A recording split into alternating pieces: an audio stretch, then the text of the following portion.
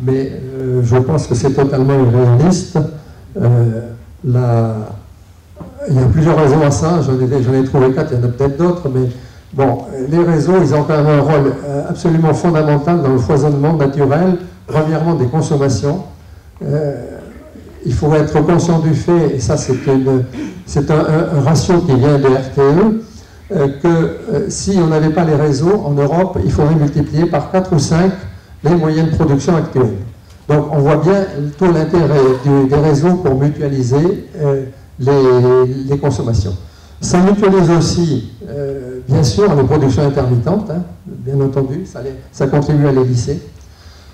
Bon, deuxième point, qui est un point économique, transporter l'électricité est beaucoup moins cher que de la stocker et déstocker. D'ailleurs, la stocker et déstocker, si ce n'est pas fait localement, ça implique en plus de transporter. Il y a les fameux réseaux locaux de territoire qui sont à la mode et qu'un certain nombre de politiques locaux adorent parce qu'ils pensent que ça va leur donner du pouvoir.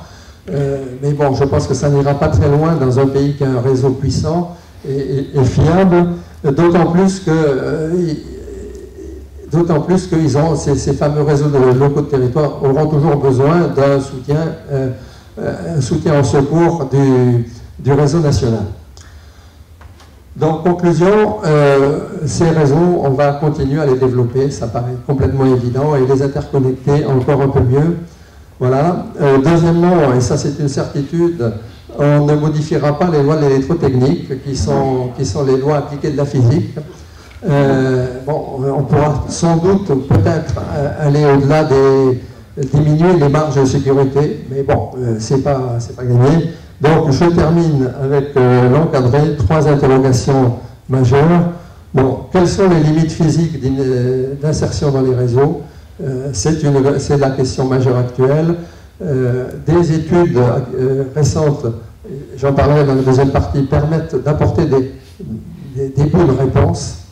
Bon, deuxième interrogation majeure, l'avenir du stockage d'énergie, qui est en principe le complément naturel des énergies intermittentes, et notamment pour réduire le backup qui est source de CO2, mais qui pose des problèmes énormes de capacité physique et surtout de coûts qui sont à l'heure actuelle totalement hors marché. Mais je n'en dirai pas plus, on en saura peut-être plus dans la conférence qui suit.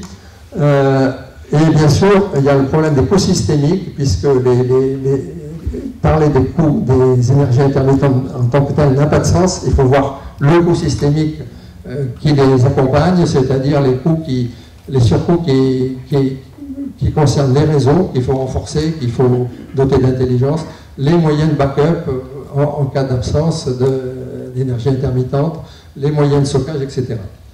Voilà, alors c'est la fin de la première partie. Merci Jérôme. On a quelques secondes.